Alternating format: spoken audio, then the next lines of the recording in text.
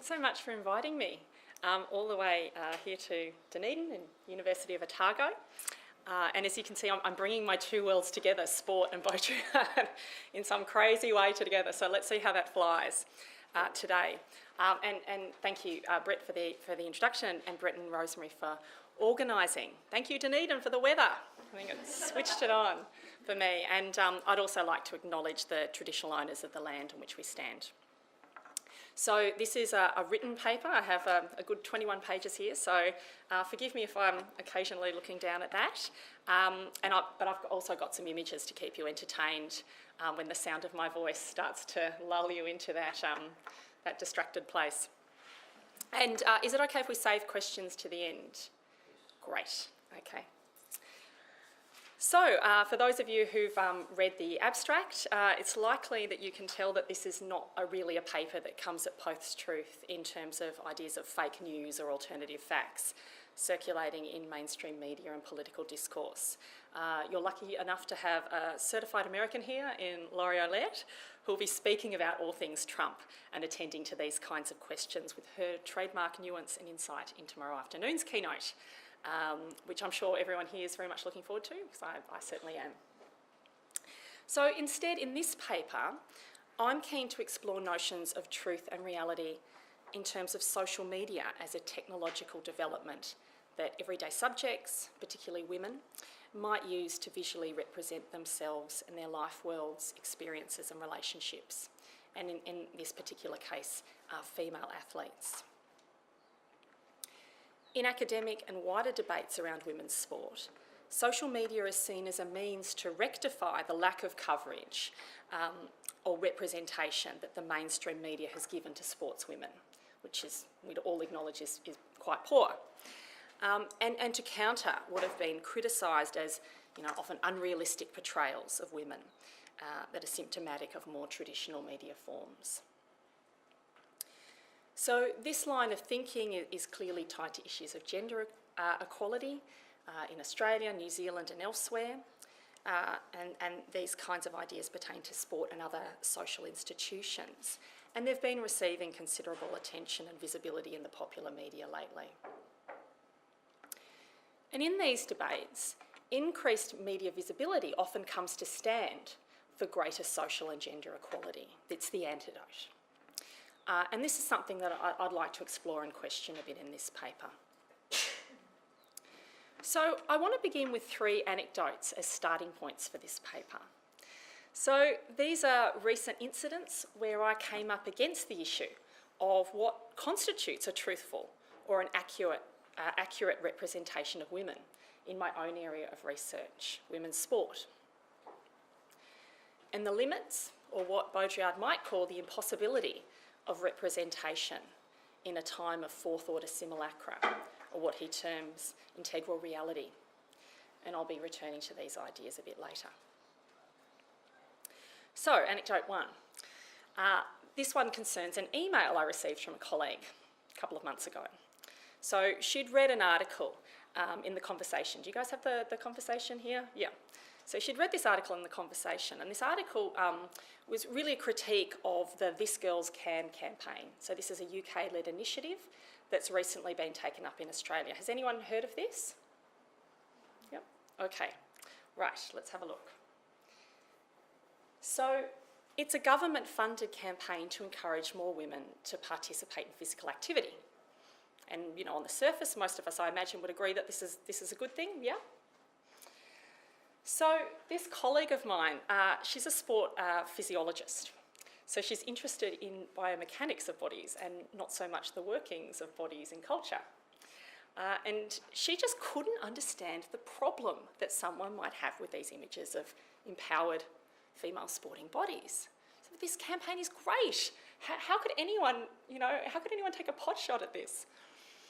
And the article that she was quite, upset about, the criticism that was being put forth in the article is that this campaign, along with contemporaneous advertising by companies like Nike, are depicting athletic women in ways that are seeking to sort of sell empowerment and that these are really contemporary reworkings of a kind of sex sells approach under this guise of empowerment, and that women's bodies still remain in some way,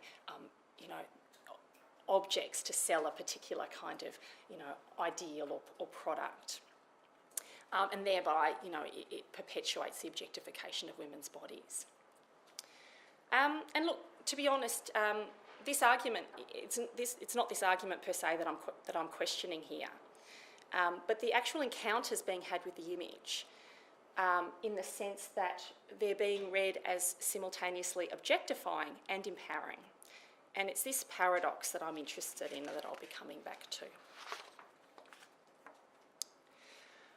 What also really struck me on reading this article was the solution that was actually being proffered to this representational conundrum when wanting to represent active girls and women. How do we do that, realistically or accurately? And the solution, which is to think about, and I'll quote the article here, is to think about placing greater emphasis on representing, and I quote, the highly relevant and typically unsexualised body parts of hands and feet, unquote. How do we get around how we make a good representation? Well, let's just show more active hands and feet. So the impossibility of accurately, realistically or inclusively sort of representing the body means that we're encouraged to show hands and feet. So I'm just going to leave you with that. And I'll move on to the second incident. So in this second incident, I was in discussions with my two co-editors on a new book series. I'm just going to give this a quick plug here. New Femininities in Digital, Physical and Sporting Cultures. Palgrave Macmillan, send us your book proposals, please. So the publishers had approached us to decide on the kind of book cover design we wanted for the series. Do we want it to be all text or to be illustrative, photographic? And each of us were experiencing a dilemma about what might be a good image to use, though our concerns were somewhat different. So for one of the authors, the problem was about what could be shown in terms of copyright or privacy issues. So what might gain, and others have written about in terms of the sort of the manufacture of doubt and uncertainty. Oh shit, will we get sued if we put this on the cover? And so what she was concerned with is kind of this impossibility of finding something that met the legal requirements. And in order to get around this problem for a previous book that she'd published with Palgrave, she went with this, feet on a skateboard. So yes, she went with the hands and feet option. So, the revenge of the object, perhaps. How, what's going on here? So this is the lovely Holly Thorpe, who's at University of Waikato. And so my other co-editor was concerned with, trying to find an image that captured diversity. How do we kind of represent the range and the diversity of active women?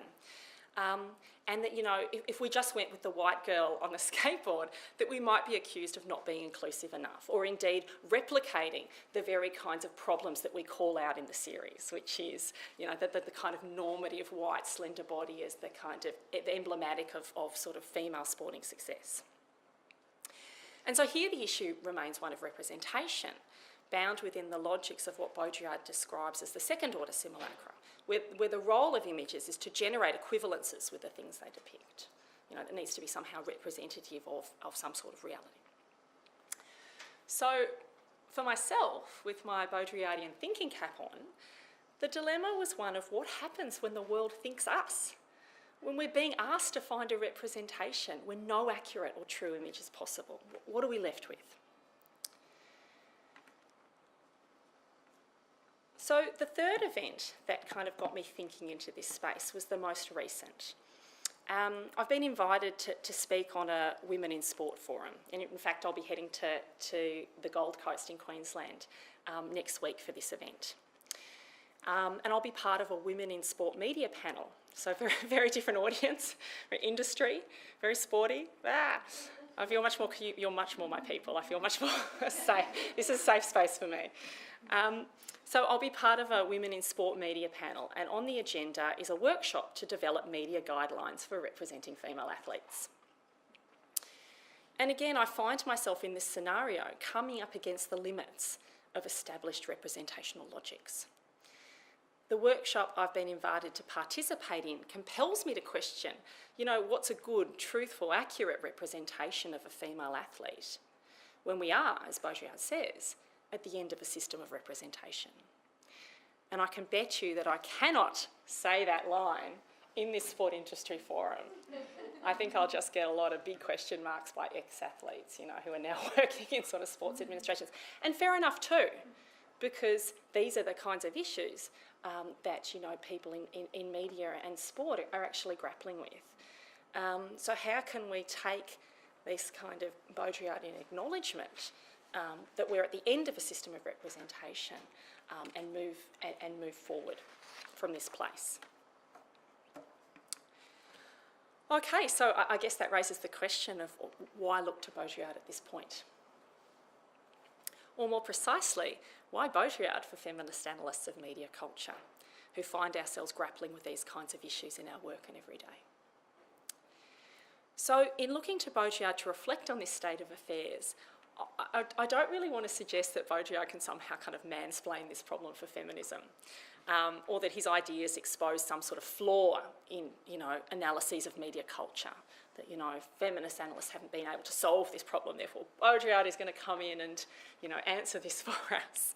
And look, as many of you who are Baudrillardians here would know that, many interpreters of Baudrillard's writings would argue that this very way of theorising the world, Baudrillard would reject this kind of critical stance or approach anyway. Instead, I turn to Baudrillard because I think his writing encourages us to consider the limits of cultural and media studies analysis.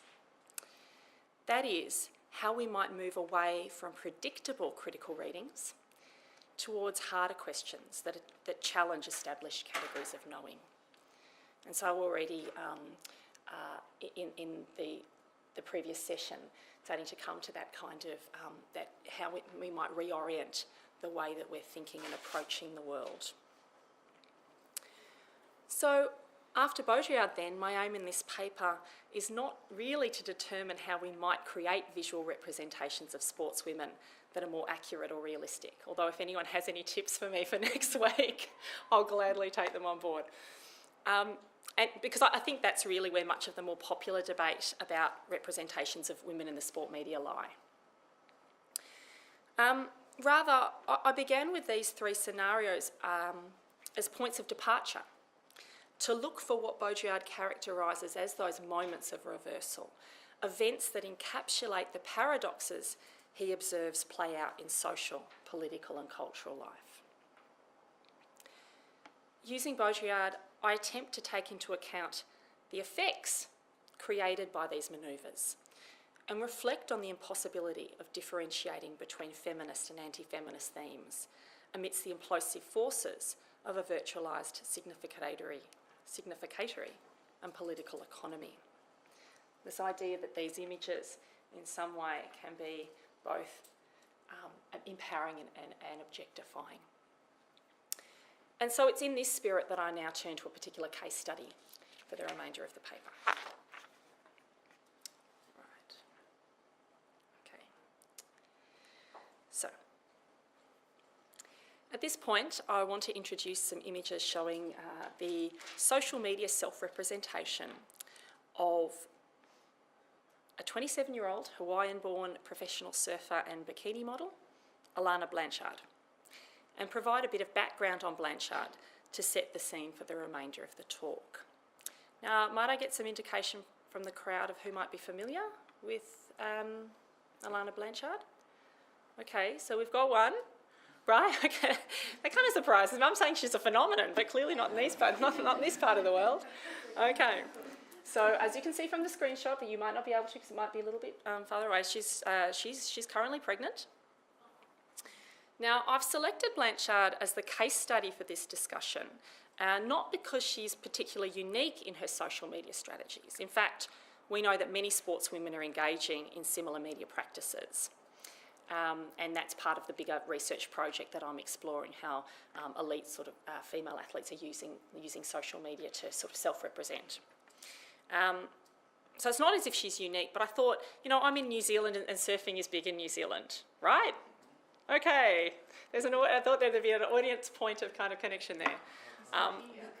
Although I have been told that Douglas Booth, who is like, the guru of kind of, studies of sport, is sadly leaving Otago. So it's a big, a loss for you guys, actually. Did we say restructure? Yeah.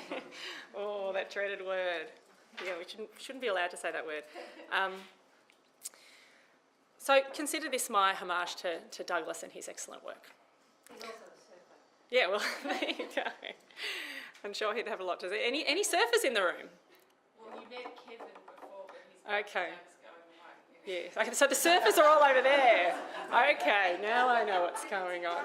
Okay. Yeah. So, Brett, yes. Any women who surf in the room? Okay. I'm still interested in your comments and thoughts regardless. Okay. So, as of August 2017, Blanchard had 1.9 million Instagram followers, more than 2 million Facebook likes, and 182,000 Twitter followers. It's a little bit bigger than my account. So her rapid rise in social media fame, from 450,000 Instagram followers in 2013 to the 1.9 million in 2017, has led to Blanchard becoming a significant figure in contemporary popular culture outside of Dunedin, outside of this room, including sports media. So she regularly features in the world's hottest athletes lists, and appears in fine publications such as Sports Illustrated and the like. So she's indicative of the growing visibility of women's sport in the media, and in particular the role of social media in facilitating this visibility. So analysts of sport media have suggested that social media can provide sportswomen with opportunities to bypass the gatekeepers that control traditional media products, that they can regain some control over how they're represented and potentially build new audiences. That is, that sportswomen can enhance their visibility on their own terms. They no longer have to rely on the traditional news media forms and what the reporter or the editor might think might make an appealing or good image. The power is now in their hands. What's quite interesting, I think, to note here is that Blanchard is actually no longer competing on the World Surfing Tour, and she hasn't for a number of years. But by embracing social media for self-promotion and marketing, she's become the highest paid female surfer in the world. And numbers from 2014, so a little bit dated, but in that year she earned more than US 1.8 million from her sponsorships alone, which include companies like Rip Curl and Sony. So what I want to think through in this paper is how making visible one's personal life via social media, female athletes like Blanchard are marketing highly gendered constructs of their authentic selves online. And that this is in response to some profound shifts in how gendered subjectivity is understood, embodied and mediated in a context of post-feminist sentiments within culture and our encounters with digital networked technologies. Post-feminism, and we might argue the growing visibility of feminism more recently in the popular media, has been tied to wider cultural shifts over the past decade, which have seen women and girls reimagined as agentic, empowered and active subjects in globalised economies. Feminist critics have identified post-feminism as a particular set of cultural conditions shaping the experiences and representations of femininity in the new millennium. For Angela McRobbie, post-feminism constitutes a social and cultural landscape whereby feminism is not wholeheartedly rejected, but certain elements of second wave and perhaps even third or fourth wave feminism have become incorporated into mainstream culture, so as to render feminism paradoxically redundant in the popular mindset. We don't need it anymore, we're all empowered. So McRobbie advances the notion of double entanglement to explain this the simultaneous and seeming unproblematic presence of feminist and anti-feminist themes in cultural forms, media texts and popular discourse. Within this landscape, women are positioned as subjects who are autonomous and free agents, yet they're subject to new regimes of gender power which operate through the granting of capacity to young women. The domains of contemporary sport, fitness and physical activity offer many instances, I think, that speak to the complexities of our current sort of post-anti-resurgent multiple feminist moment that we're inhabiting. And, doing research in this space, what's coming out from it is that what's distinctive about these sort of contemporary forms of feminine sporting subjectivity is the prevalence of personal choice narratives, very much a focus on individual responsibility in that sort of neoliberalised kind of sense that the subject is expected to bear responsibility for making for successfully navigating contemporary life. So this prevalence of personal choice narratives focus on individual responsibility and self-management. And this is particularly as it's articulated through bodily display and consumer culture. So these arguments are likely not familiar for those who are engaged with feminists who critically engage with post-feminism. These are broader trends that have been identified that are very much also playing out in the research that I've been conducting. And these characteristics, I argue, actually demand more than a display of bodywork or athletic success. But they take the form of emphasising self-love, exhibiting entrepreneurial capacity, celebrating heterosexiness very often, and revealing personal intimacies as part of this sort of crafting of the authentic feminine sporting persona. It ain't good enough to win a trophy anymore. In fact, this authenticity is really manifest through a whole lot of kind of different sets of kinds of strategies and performances. So, for instance, and these are some shots taken from Blanchard's Instagram feed. In candid photos of herself, Blanchard generates a sense of intimacy amongst users who are invited to see the real person as she is in private moments with her partner, showering at home. So very voyeuristic, but also going beyond that kind of male observer, female object to be looked at. Rather, it's very much about a kind of a knowing invitation to be part of one's life. So through their intimate address and depiction of her personal qualities, she very much comes across as funny, quite self-effacing, like, I'm hot, but, I just sort of joke, it's no big deal, let's all just, let's have a go at that kind of language and that construct. Very pleasant, always pleasant and happy. And also through the depiction of her preferences, she has a real preference for healthy living, holidays, friendships, fun in the sun. These images each offer the appearance of authenticity that I argue is central to the production of reality online. At the same time, these kinds of images promote self-acceptance by encouraging women to love themselves and their natural beauty as they are.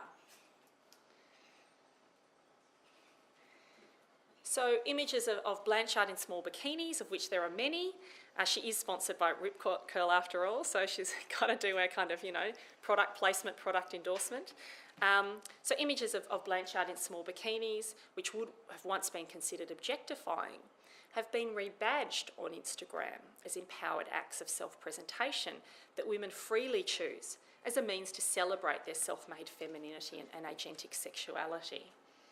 And so you can see here in the kind of feedback, her address is very much, Alana Blanchard, early morning hangout spot, hey guys, come and check out what I do, inviting you into my world.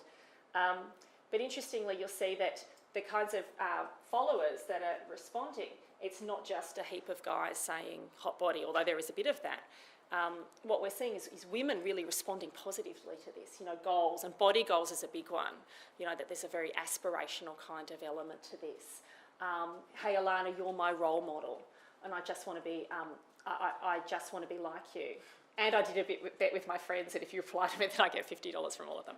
But this kind of idea that you can also, there's an intimacy that I can speak directly to the athlete, and that this creates a sense of shared connection. But I'm jumping ahead of myself here. Right, so this idea of encouraging women to love themselves as they are. Post-feminist critic Stephanie Gens has made the argument, and I'll quote her here, that the post-feminist feminine body questions the causal link between beauty, oppression and inauthenticity by highlighting a paradoxical form of female feminine embodiment that is experienced as authentic while being self-created. In effect, authenticity emerges as a new discursive ideal in post-feminist media culture that stresses the possibility of self-realisation in the absence of essentialist conceptualisations of the self. It is this manifestation and privileging given over to authenticity, particularly in social media renderings of the self, which I want to reflect on in light of Baudrillard's encounters with screen culture, for what might be revealed about the new modes of relating and perceiving that social media imposes, particularly relative to the operations of hypervisibility through which social media sustains itself. So I've really drawn here on Instagram, for example, rather than Twitter, because it really is primarily a visual platform and it's growing because of that. So visibility is king. Just as Baudrillard observes in his writing about the conspiracy of art, that the true subject of a painter is no longer what he or she paints, but the very fact that he or she paints. For sportswomen, authenticity is not necessarily conveyed through the depiction of their sporting labour or sporting success, but the circulation of the image itself over any definitive message that it might send. Visibility itself ensures more visibility, and algorithmically we know this, and we'll talk a little bit about the affordances of social media. Visibility itself ensures more visibility, working to sustain the semblance of the subject as authentic, unique and important. So I'd like to think about this further in light of the affordances of social media. In a social media landscape, visual presentation is a critical component of online visibility. If you're invisible online, where is your place in the world? The architecture of social media facilitates the promotion of forms of self-presentation that cultivate the immersion and immediacy of integral reality. Baudrillard labels the fourth order phase of simulation as that of integral reality. He describes this moment as, and I'll quote him here, a kind of ultra-reality that puts an end to both reality and illusion. He suggests that in this, our current phase, the image is so far removed from its original function that it can't even operate as an image anymore. Baudrillard has noticed that our present culture is caught up with, if not fixated on, making everything visible, transparent, knowable, and immediately accessible. And I think social media platforms are an exemplar of this. And let's remember that Baudrillard was writing at a time before social media had really exploded. So this idea, and it's been said quite often, that Baudrillard thinks the world and it happens. These technologies, they're immediate, they're immersive, they're imminent, making us enter into the image. We are so close, claims Baudrillard, that there isn't any critical distance from which to exist outside these ubiquitous technologies and signs. And because of this immersion in the visual, Baudrillard believes that we can't talk about representations as though they're a reflection of or response to the world. They are the world. And so he calls this the violence of the image, the violence done to the image. Like pornography, reality TV and war images, all things that Baudrillard's written about, photos that appear on social media like Instagram share certain characteristics typical of the fourth order. These types of platforms offer the opportunity to make everything visible. All the events and acts they portray appear to be displayed without distinction. Whether it be an image of Blanchard surfing or relaxing with her friends or cuddling with her cat. This, for Baudrillard, is the Xerox degree of culture, an aestheticisation of all objects and forms.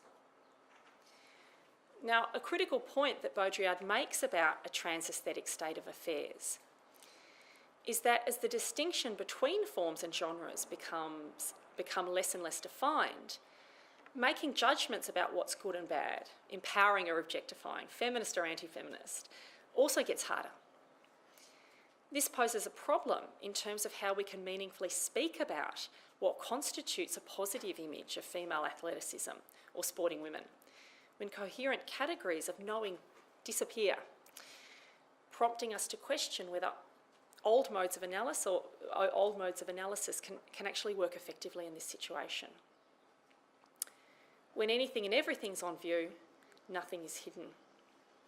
Indeed, we get a lot of the pregnant belly, but I didn't trawl back enough to see if there's a picture of the shot of the baby scan. What's that thing called when they put jelly on your belly and they... The ultrasound. It's been a while, sorry. But I mean, I think that's indicative too, this drive to reveal everything. So this drive to reveal everything, to get some sort of truth or deeper knowledge via the image isn't always a good thing. That's what Baudrillard thinks anyway. So, for instance, if we think of at the level of user interface, Instagram and Facebook too are designed as sites for self-promotion that require users to generate individual profiles and encourage visual display through the sharing of photos and video. And algorithms really play a decisive part in aligning content with user interests and programming it into news feeds. So Josie Van Dyke's work really kind of taps into how this idea that we're kind of that this stuff is kind of freely available to all is perhaps troubled by the kind of the affordances and the logics of how social media operates. Posts and images that are most likely to be channeled into other news feeds are those that tend to already attract more attention, as measured by high numbers of likes, shares and comments, which for women, surprise, surprise, are frequently photos that promote a hot body image and consolidate heterosexy forms of femininity. So the idea that athletes are free to make their own image on social media means that if they choose an image outside of those that are already popular within culture, they remain invisible. So it doesn't actually grant them any more visibility unless it's on the terms in which certain kind of modalities of visibility are kind of recognised algorithmically and picked up. So for women, more visibility, particularly of the body, becomes a means also of producing intimacy, authenticity, realness.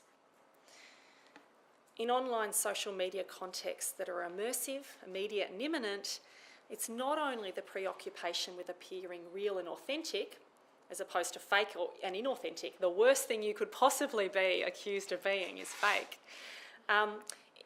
So in online media contexts, that are immersive, immediate and imminent, it's not only the preoccupation with appearing real and authentic in a post-feminist media culture that interests me here, but how the mechanics of social media is altering representational politics. It's a point I just want to get at here. So, mindful of the operations of social media, I want to consider what's at stake for sportswomen and for gender dynamics of power in sport media cultures when female athletes adopt the logics and moralities of visibility via their self-subjectification in or on social media as an end in itself. So in the case of Blanchard, this authentic self, I think, is manifest in a number of ways. Let's see, where am I image-wise? I don't think it matters. Which one do we want? Let's stick with the early morning hangout spot while I talk through this. Authenticity, I argue, is enacted visually via online renderings of this idea of sort of self-love, self-disclosure and self-empowerment. They're the three kind of strategies that I identify. Through posts that make reference to her relaxed lifestyle and preference for active living, Blanchard promotes a dimension of what has been termed love your body discourses, or LYB, which is to nourish, celebrate and cherish one's body through care of the self, rather than simply undertaking health and fitness regimes to look, according to preconceived standards or to attract male attention. By offering up her body for visual consumption via the language of LYB, she brands herself as authentic in terms of being accepting of her body and by appearing to reject unrealistic body ideals, even though paradoxically her body is exemplary of the feminine body ideal. So not saying that she's outside of that, but it's like she shrugs it off. It's not about that. It's about the fact that I love myself. It's not that I'm trying to do this to be attractive to men. So that's the LYB kind of the kind of underpinnings of how that operates. So she shares many real images of herself without makeup, and of course being physically active. So, other athletes that I've looked at often trade on a currency of glamour. So someone like Serena Williams, it's very much about bring the glamour, and that's the way that she, sort of presents a kind of an appealing self. But very much for Blanchard and also someone like Sharapova, it's about this idea of sort of natural beauty, which becomes kind of mobilised. So in doing so, Blanchard appears to celebrate natural and authentic women by demonstrating that it's okay for women to show themselves as they are. You might not look like me, but I'm giving you permission. Me too, I'm taking the makeup off. So some of you might be familiar with that hashtag. What is that hashtag called? No makeup? No makeup, yeah. So that we're all invited to take up this kind of position, and this is going to liberate us. And so in this way, she's really trying to, it's promoting or prompting a sense of shared connection with other women, even though the fact is, she's so unrelatable in so many other ways, and yet still incredibly appealing to both women and men. We're encouraged to contemplate the erosion of the public-private divide in the age of transparency, confessional culture, and authenticity as a virtue. And I think that ties back to the idea that Brett raised of virtuous reality. That this idea of virtue, that authenticity is something which we reward within culture. While recognising the power of LYB discourses as an effective force that appears to challenge the negative media messages women often receive about their bodies, feminist media critics like Ros Gill and Anna Sophia Elias are highly critical of such discourses because they represent, and I'll quote them here, they represent only a tiny shift from the normative ideals of female attractiveness, unquote. And clearly this is the case of athletes like Blanchard, who really fit the mould of the hot, young, white and sexy female athlete, which is the one that really just, frequently garners media attention. So for female athletes, constructing the self as an empowered, in control and can-do subject occurs at the nexus of post-feminist discourses that celebrate women's self-production and the broadcasting of authentic female identities, and a neoliberal economic context that encourages women to overcome marginalisation and discrimination in sport using the tools and logics of the market to promote themselves as one would a branded product. Blanchard's image as sexy, carefree, and really importantly here, apolitical, is actually central to how she can forge a successful brand, as it fits within the logics and language of social media visibility that women appear authentic and down to earth, regardless of their looks, fame and wealth. The market value of female athletes' bodies, what makes them visible, does not reside only in looks. For instance, Blanchard's emphasis is not on proclaiming that she's pretty and hot. Rarely does she sort of say that. But what makes them visible is that this becomes a mechanism through which to convey authenticity or realness. In this trans-aesthetic moment, everything is offered up for consumption in the service of authenticity. It's possible to draw some connections here between feminists who observe the aestheticisation of labour as part of making oneself visible, and Baudrillard's take on the effects of these new obligations within a regime of consumer capitalism. And social media, I think, is really sort of telescopic kind of instance of these kinds of new obligations. Mike Gain, after Baudrillard, has suggested that consumer capitalism has begun to reverse many of the fundamental alignments of the system, passing from limited production to unlimited production, so that it's reproduction that creates work, the work of reproducing the self endlessly day after day through these social media platforms. In the instance of social media, where being visible is the end game and the dominant currency, our obligation or labour in these circuits of digital consumption is to make oneself into a consumable item. The imperative to present as authentic is a cultural phenomenon whereby it's not simply the presentation of authentic self that is required, but, as Sarah Benet-Weiser has argued, the ability to brand oneself as authentic. Authenticity here is understood as a means to acquire status in a cultural moment where narrative of being one's true self, striving to be the real you, are ubiquitous within consumer culture. And as I said, I think previously, to be accused of being fake is possibly the worst slur that anyone could encounter. I'm sure that those of you who have teenage children on social media probably wear the brunt of, the importance of visibility and how this becomes, absolutely central to, one's place, I think, in the social order, or being integrated, I think, more broadly into the socius. For proponents of postmodern consumer culture who understand contemporary life as characterised by increasing fragmentation and uncertainty, within an increasingly branded culture, subjects look to the mechanisms of consumer capital to generate authenticity as part of the making of the self. So Baudrillard's take on the world, as I see it, is to expose some of the contrary logics of this current system.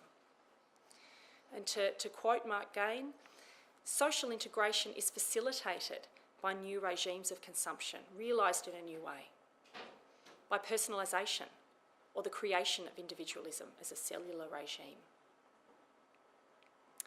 So in this case, rather than liberate sportswomen from an existing media and corporate regime where their bodies were once put in service of the agenda of consumer capital, they were objectified to advance the agendas of others, social media creates new obligations to present as self-determined and empowered. In Baudrillard's parlance, it's a new serfdom, making oneself into a consumer item, yet framing this as a willing action of agentic subjects. Now, clearly we can't definitively determine Blanchard's intentions just by looking at her social media feeds, nor can we be certain that the posts were created or published by her, or whether social media managers or agents aided in their production and dissemination, and it is likely that's the case. There ain't no selfie stick there that's that long. Someone's just sharing this sort of early morning hangout spot with her. So although the images posted are a combination of selfie shots taken by Blanchard and photos taken by others, the text accompanying these images is really important because it always takes the form of a personal address from Blanchard herself. And we can see that she's very much developed her own distinctive style of imagery and commentary.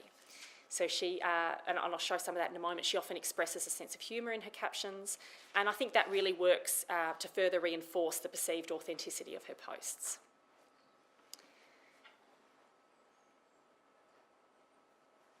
So here's one here, we've got the hot bod, and she jokes, back in Oahu, and yes, I have big feet, thank you for noticing, size 8 to be exact. So let's not make this about my gorgeous body, let's just joke about, hey, I've got big feet, I'm just like a goofy gal, There's a lot of that kind of goofing around stuff, just like you. While we can't, as I said, while we can't definitively determine the author of the images and comments, we assume that they're posted with the understanding by friends, followers and fans that these social media platforms can convey authentic self-representations of Blanchard, even if her body and lifestyle come across as unattainable for most women. They are nonetheless on some level aspirational and inspirational, and I think very much that resonates with followers at an effective level.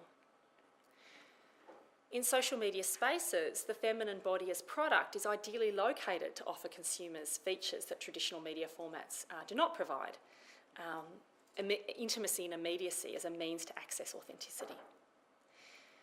And so by disclosing aspects of their private lives via social media, female athletes like Blanchard can demonstrate authenticity and I'll quote Sarah Benet-Weiser here, by allowing the outside world access to one's inner self. And so in my broader research, where I've been looking across a range of elite celebrity athletes like MMA fighter Ronda Rousey, tennis champion Serena Williams, the research really indicates that such intimacies tend to take the form of these kinds of personal anecdotes, selfie shots, pictures that show personal preferences for art, food, vacations, hobbies. Alana's not so much into the food unless it's kind of raw and unprocessed, but other people are kind of big foodies. Maria Sharapova's crazy about, like, you know, she's always at an art gallery, or it's very strange. But anyway, the point is, you know, vacations are very big, hobbies, as well as posts about their daily routines. You know, often an outfit, so you'll get the picture of them in a non-sporting outfit. The inner circle of family, friends, professional support staff. These are all very much part of that kind of the intimacy across the broader data set, not just Blanchard. And so what's interesting is in contrast to the visibility of their personal lives, self-disclosure of their sporting lives is largely invisible. So you really don't see, you see the proportion of images that are actually based around athletic, you know, at a training session. Actually, the proportion is quite small. I should have brought the figures with me, but surprisingly small, maybe something like 13, 15%. We just looked at data over a year as a sort of indicative sample, but you really don't get, so you might get some of them training or, you know, holding up, you get Serena holding up, you know, fabulous kind of Wimbledon plate. But what you really don't get is things like the pain following an intense training session. You don't see them working with nutritionists, coaches or psychologists. That kind of stuff's really invisible. So just to come back to Baudrillard and to make another point here, I think Baudrillard's theorising also draws our attention to how Blanchard's mode of address, the sort of inspirational, empowered, freely choosing, is actually facilitated by the medium itself. That it actually enables, and it is actually predicated on intimacy. You know, that in order for one to get on Facebook, one needs to kind of, and to be seen on Facebook, one needs to offer this kind of way of being. So the medium itself generates a sense of willing participation, shared connection and intimacy. So the medium of social media, I think, works in tandem with the images to generate these kinds of qualities. Indeed, the medium and the message are not so easily distinguishable here. Obscuring the fact, I think, that images, or Baudrillard would think, obscuring the fact that images can no longer give us the meaning we so desperately want to secure about our own social realities, or about sporting women or female empowerment, but they're destined to circulate as signs. Forecasting the role of social media through his writings on our media-saturated society of hyper-reality. You know, I'm thinking here of Baudrillard's writings on, you know, fashion, reality TV, advertising, film, amongst other things. What we witness on social media, taking a Baudrillardian approach, really has very little to do with authenticity or inauthenticity, truth or falsity, beauty or ugliness, feminism or anti-feminism. In claiming that images are no longer the mirror of reality, Baudrillard invites us to think beyond the order of truth or falsity, to observe the changing operations of contemporary media in sustaining the illusion of authenticity in an era where signs can only give the appearance of meaning. In this sense, the issue is not one of whether these images provide more information or more accurate information about sportswomen. Rather, it is the very process of hypervisibility as an expression of culture that I think is the concern here. We can see social media logics as constituting what Baudrillard describes as the reality effect. It operates to give the appearance of being a powerful, transformative force in society. And indeed, you know, sports scholars speak about it this way. Social media is the answer to all the problems around women's representation in sport on mainstream media. You know, that is, you know, it's going to facilitate greater transparency, accountability, authenticity, and, you know, and given the emphasis on social media as a vehicle for, you know, women to self-represent, that this is also a mechanism, you know, of empowerment or for women's empowerment.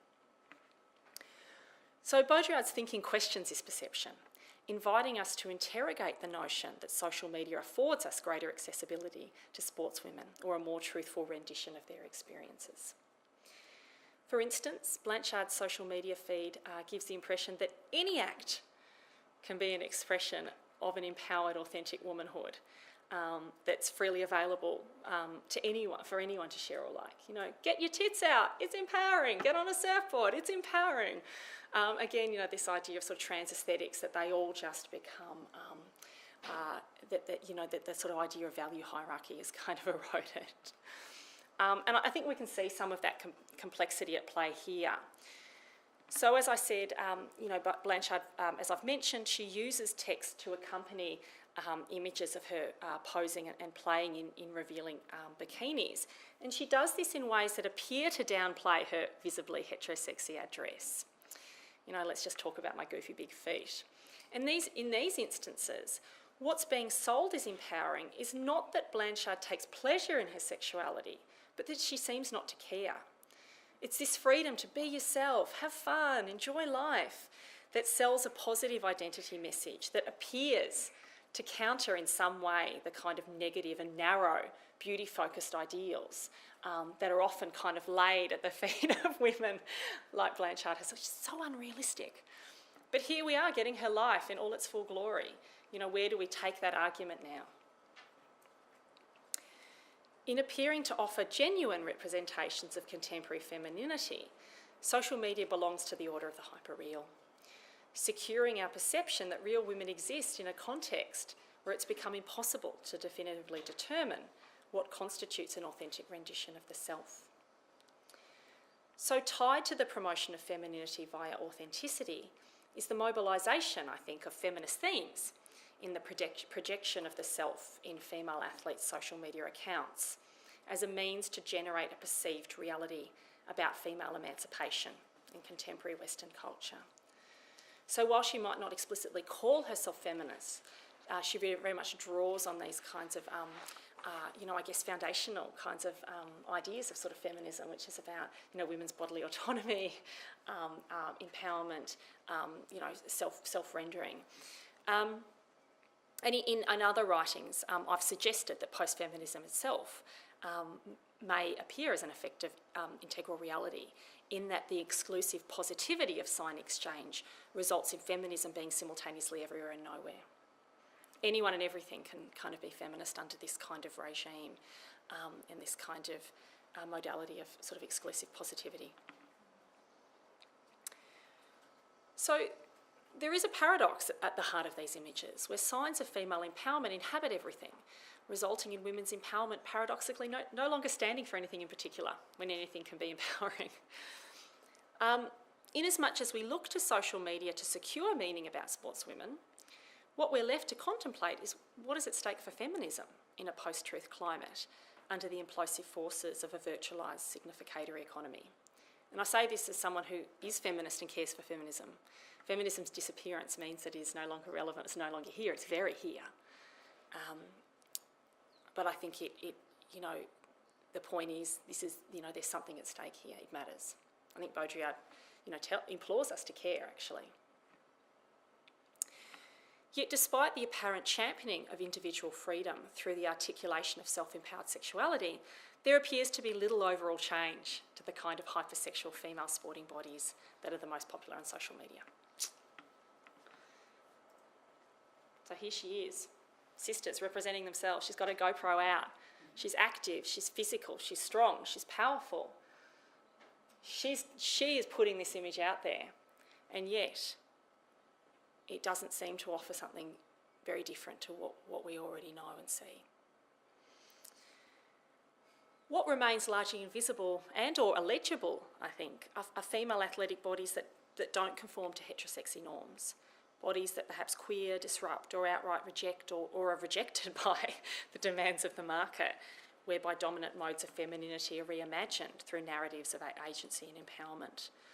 That said, those that perhaps don't conform, that we might, perhaps that we can look for a moment of singularity, will often become absorbed by the system anyway. So I've been doing some work on female Olympic social media feeds. And so this idea of the kind of the incomplete female body that was once shunned and seen as and invisible, because it was seen as lacking sort of desirability or incomplete or, a not fully realised sort of version of sort of ideal womanhood, is now being absorbed into the system. It becomes a site through which to demonstrate one's authenticity online. So it's this idea that one can be outside the system, I think, is something that Baudrillard asks us to sort of question. Following Baudrillard, we could argue that it's the demand that one makes oneself, by making oneself visible through social media, that masks the impossibility of knowing ourselves as coherent, authentic and whole.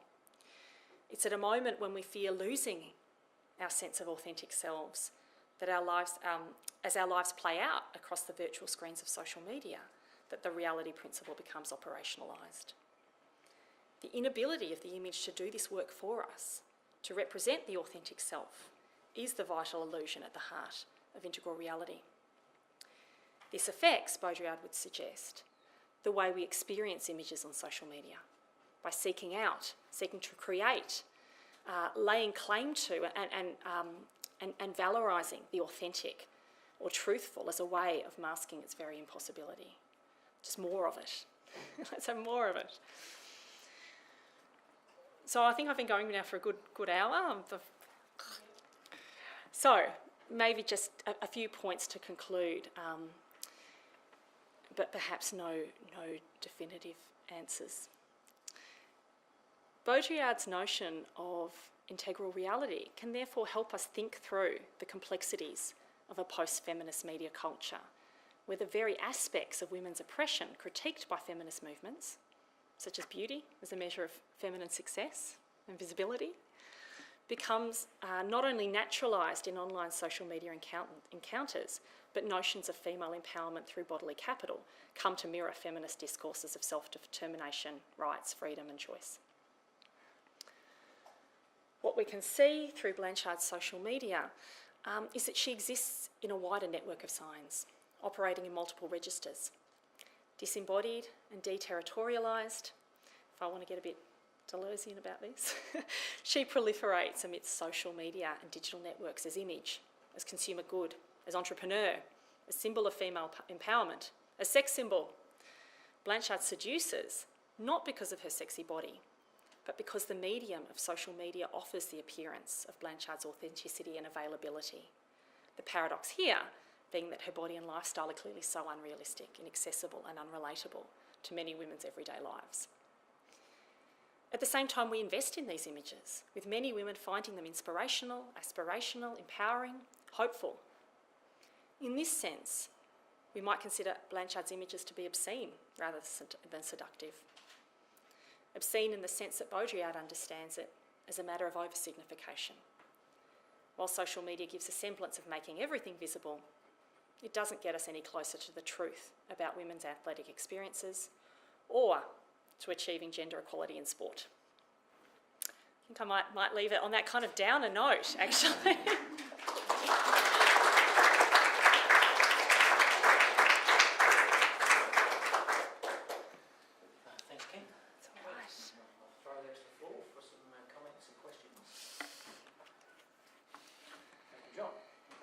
I'm going to furiously take notes because I really want to engage with this. It was a parallel actually with, I was thinking about a precursor of Amanda Blanchard, who I have to say I haven't heard of, but the precursor being Jane Fonda. Yeah, okay, sure. Because I saw her on a chat show about 3 weeks ago, I have to say I didn't actually realise she was still alive, but she was. She's 80 years old. And I was thinking that, she used to know those jazzercise videos and all of that stuff. Yeah. And in many ways, she represents the same kind of thing, which is empowerment versus commodity form, and about the kind of negotiation between those two things way before social media. Yes. And it also struck me that there's something about the constant reinvention for women about over age. And how do you do that? And here she was, being celebrated as being an 80-year-old now, which is kind of the end of life sort of in terms of social media and things like that. So I don't know if you've got any comments on that, but I was just struck by that parallel. Well, what I find interesting is that that, you know, being old, I was looking forward to getting old and just going, I don't have to give a shit anymore. But no one is allowed to. That's the point, right? There is no quarter, there's no respite. The demand that one must always, you know, attempt to make oneself visible. You know, look at me, I look fabulous for my age, I look current. You know, in some ways that's kind of exhausting. But look, I do think you're right. And look, a lot of feminist sports sociologists and of the physically active body have talked about those kinds of,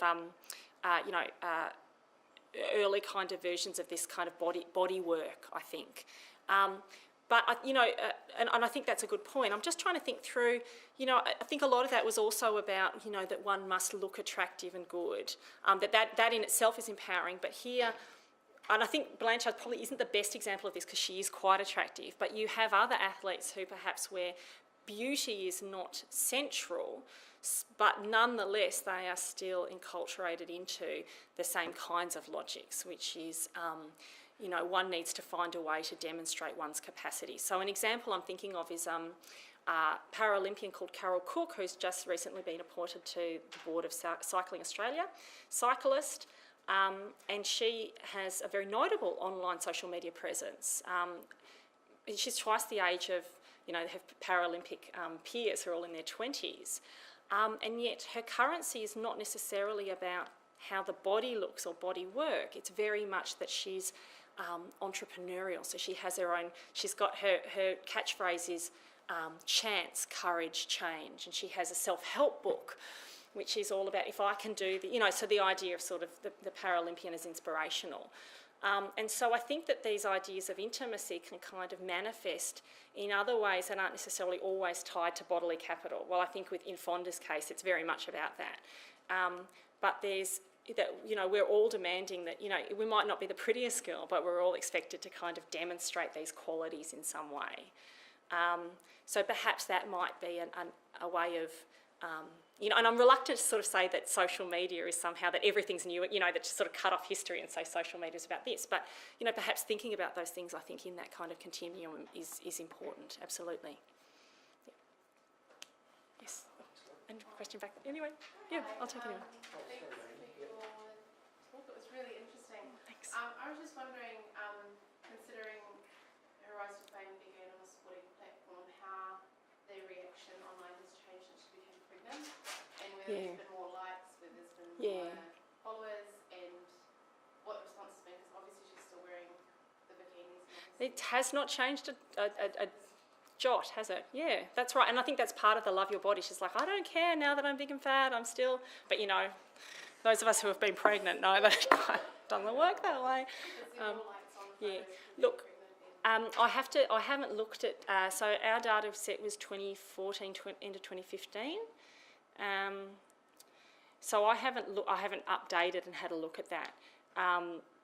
But the number of followers hasn't increased radically in that time, although it has over a kind of a larger period. But I think that would be interesting to go and look at. But I do think that there is that kind of, that she's also speaking to that idea of, you know, inviting people into her life. This is a very important part of her life, and she clearly doesn't see it as personal. She sees it as part of that, you know, inviting others into the experience. So the comments tend to be things like, where again she sort of challenges that idea of what her body can do. She says, you know, I didn't know how I'd feel about my body when I got pregnant, but now I realise that it's not about how I look, it's doing something amazing, it's growing this baby. So again, this idea that, that she's also encouraging other women to love their bodies and not be so hung up on them. So the language too, I think, you know, that pregnancy also becomes a site where that kind of language can kind of play out, and that idea of sort of relatability. But yeah, it would be good to go back and have a look actually. Serena Williams too got pregnant, had a baby subsequent to collecting this data, and so it's quite frustrating because we've got a couple of publications coming out of it. It's like, no, we can't do any more because we can't ignore. You know what? It's a fast-moving train, and the academic publishing world doesn't move as fast as social media, which can be frustrating at times. Yes. Okay, so thank you so much for that. That was fascinating. I have a question about what you refer to as the illusion of authenticity. Yeah.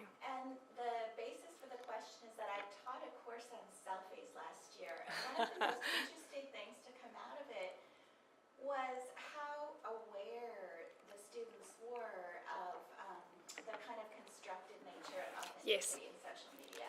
Yeah. So they understood very clearly that you have to do this to get a like, and they understood that putting an image together, they know about filters, and that not only do they know about it, but they're able to even critique it, but nonetheless they participate in it.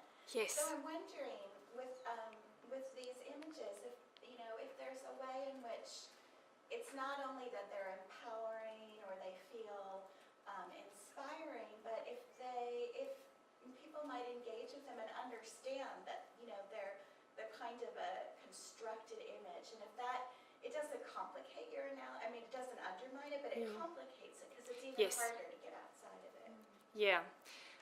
Look, I think that's a good point, and I do wonder if that idea of illusion is, and maybe that I can rely on some Baudrillard heads in the room, that illusion here is not necessarily about fakeness or trying to mask something. So there's perhaps a slightly different kind of register in which we might be able to sort of think through illusion in that sense that I'd be reluctant to sort of see this or for the message from this to be that somehow we kind of all know this is sort of fake and there's actually a real somewhere. I think that in some ways this becomes the real, that this kind of very way of sort of acting and knowing and being becomes so normalised. But I'd also be reluctant to say that people are dupes and that they're simply aware of it. And I do wonder if that at some point might be. Look, I struggle with this tension too as a feminist, sort of who kind of mobilises Baudrillard strategically. And you're going to ask me about that, like, I have troubles with Baudrillard. And I'm like, okay, I'm just going to cut that one off at the pass by saying...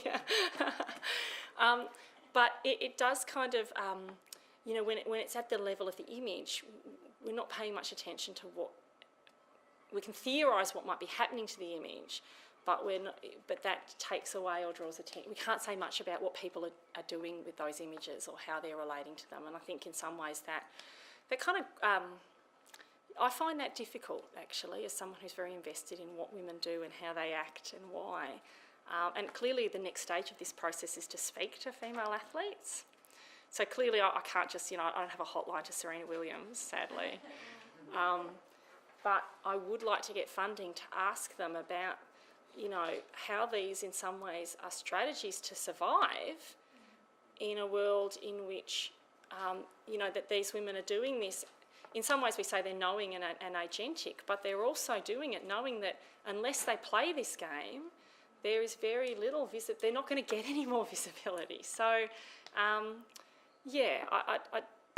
wonder if that, I'm not sure if that answers your question, but sort of... I guess I see it as a kind of aesthetic labor too. And that Yes. Now the apps that let you Photoshop yourself. Yeah. Becoming skilled in the production of authenticity seems Yes. to be something that young people know and do, but that doesn't necessarily get outside the dilemma that you set up with the kind of emotion of feminism and anti-feminism. Yeah, and look, I wanted to bring that in because part of this paper is also about what we call the athletic labour of femininity. So even though there might be other people kind of posting this stuff and the like, athletes are still very much invested in making sure that there is a kind of a consistent kind of brand. They have to authorise whatever's out there. There was an incident with Ronda Rousey on David Letterman where there was a picture posted on social media where her arm looked like it had been photoshopped. And so this was very much counter to the kind of authentic or real kind of body love mantra that she tries to promote, which is, I'm not one of those thin hot girls, I'm a real woman. And she had to navigate that in the social media space. She couldn't just simply say, my minders did it and it was, she was like, this is not what I'm about.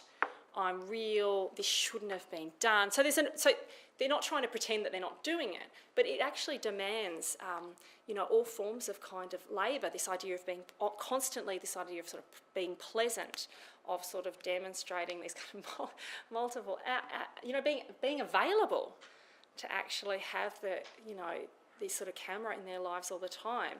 So look, I only really started touching on those kind of synergies, I think, between the aesthetic labour work, and I'm familiar with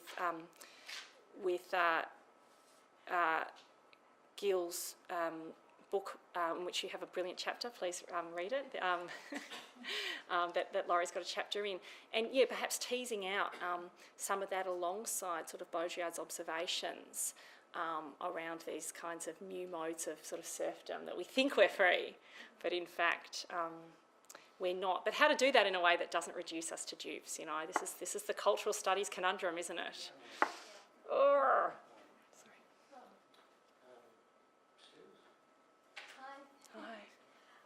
You actually were just touching on it there, but I remember reading a Baudrillard article, and I can't remember whether it was Ivy Gray or 9/11, but he was talking about, those who live by the image will die by the image. And that sort of blowback.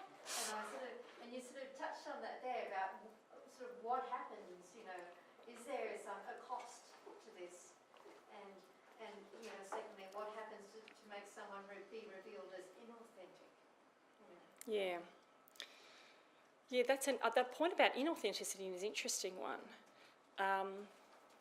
And I wonder if it is about that kind of, that relentless kind of positivity, that authenticity becomes the currency, that one dare not, how does that one even kind of, I don't even know within that logic how one might strive to, how one might demonstrate, not even consciously demonstrate inauthenticity, but what might constitute an inauthentic image. I mean, I guess that's the point, is that it's hard to even determine the differences these days. What's fake and what's real? What's, is this feminist or anti-feminist? So that within that kind of, idea of relentless positivity, those kinds of poles kind of implode. I guess that's sort of where Baudrillard helps me think about how do we understand this. I mean, how could we tell the difference between if anyone has an example, I'd be interested, because I'm trying to think through that myself. Well, obviously, like on the show with Ronda, obviously she had to sort of defend her authenticity about the Photoshop. Yes, but quite quickly but then that also became part of her brand. So that became then absorbed as part of kind of, it reinforced the idea that, so it was an opportunity for her to then, so again, it's sort of absorbed by the system, I guess, is a sort of maybe a more Baudrillardian kind of way of saying that. That then became part of, the event itself becomes part of, the kind of brand that she's creating. And yeah, so I guess that's the kind of... Maybe appear more authentic because she's actually... Well, that's right. So they're interesting moments, yeah. And I found that was a very interesting moment, and sort of analysed that more in detail in another study, because there's very few of those moments, because it's all perfect.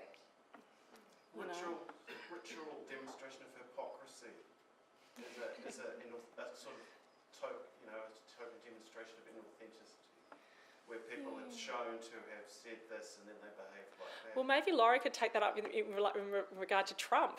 I mean, hypocrisy rules, and yet there is still a way in which it doesn't matter how many times you point it out. It is simply, it doesn't change anything, it's not. And so to me, that again is, and I feel like I ended a bit on a downer, in the sense that, I mean, and again, I'm a sociologist. Social change is where I want to see social. I don't want gender inequality to, exist so I can have a job for the next 20 years, although that might be. Let's just keep all these women oppressed. But that we'd been told that this, that this is the solution to, that we're getting closer to this sort of, gender equality in sport, and yet there doesn't seem to be, we might say, for example, the Australian cricket team, the women's cricket team, substantial pay rises. We now have We now have, much more sort of, televised, free to air, sport events. But whether that's going to, sort of turn the tables or reorient kind of, masculine primacy in sport. Yeah. I thought that was such a great talk. Thank you. Really interesting. This, I don't teach a whole course on selfies, but we do a lot of this lovely body stuff. Yeah. The stuff I do on social media, and it's like perfect. So thank you. I'm glad you felt it was money well spent. That's good. It's always nothing worse than when you fly a keynote out and you're like, oh man, that was a waste of money. They got gastro and they didn't even talk, which actually happened at a conference I was at. Flew the keynote, I won't say who it was, all the way from the UK, and then she's like, oh, I have gastro. And there was rumours around whether she really did or not. But But I was thinking about, why do you think sportswomen are more the side of this authentic discourse than, say, pop stars? I know that there is a bit of a rise of that with, Beyonce showing makeup surgery or whatever, but there's sort of almost more onus on sportswomen to be more real than pop stars or television or movie stars. yeah, it's interesting. I've never really thought of it that way. I've always thought of it as part of a kind of, broader circuit of culture in which these kinds of manifestations of femininity are kind of present, everywhere, in education, in sport, in celebrity culture. But that said, I do think you raise an interesting point, which is it is a site where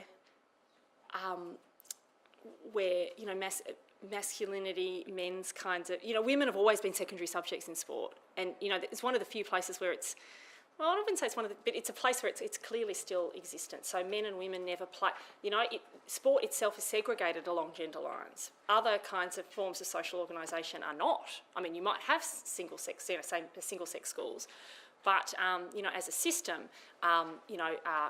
boys and girls can go to school together and all that. But sport, you cannot compete against someone of the other sex. And this is causing problems for sport, I think, particularly in a world in which those gender certainties are becoming unravelled. It's in crisis now. What does it, there might be some New Zealand examples, but in Australia we have transgender athletes wishing to compete. Trans women wishing to compete in women's sports, and there is no there's no roadmap for this. And so I do wonder if that kind of already that the way in which women are positioned in sport as somehow also, I guess, their femininity is always under question. Sporting women's femininity is always under question. So there needs to be a kind of, so some people have said, it's in a demonstration of the feminine apologetic. I might be really big and muscular and strong, but hey, watch me kind of, bake cookies while I, kiss my husband and hold my 2 kids, and take a photo of that, please, and put it in the sports page, on the back page of the, the newspaper. But I think that's actually, that idea of sort of the female apologetic, I think, is recast in this kind of post-feminist light in which, this is Beyonce, sorry, not sorry. Well, actually, I'm not sorry about this. This is, I'm owning this. So it becomes, I think in some ways, that imperative is there, but it's very much rebadged in the sense that, yes, I can be sexy and strong, and I don't need to explain that. So I wonder if perhaps that sort of context means that we're seeing, but I wouldn't say it's exclusive to sport. But but I do think that is worth, that's a good point worth raising and taking into account, absolutely.